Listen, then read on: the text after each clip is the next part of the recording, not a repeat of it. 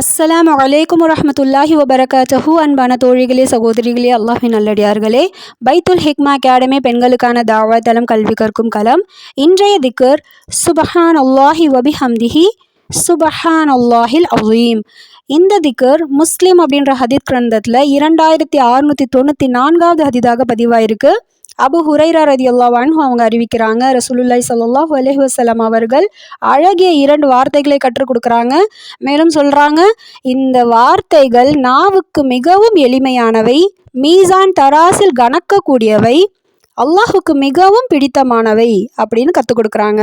இதுக்கு குறிப்பிட்ட எண்ணிக்கை கிடையாது, எத்தனை முறை வேணாலும் ஓதலாம். காலை மாலை அதிகமாக ஓதுங்க. அதிகமாக நன்மைகளை சம்பாதிக்கக்கூடிய அழகிய திக்கர், அனுதினமும் ஓதக்கூடியவர்களாக நம் அனைவரும் அல்லாஹு தஆலா ஆக்கி அருள் புரிவானாக.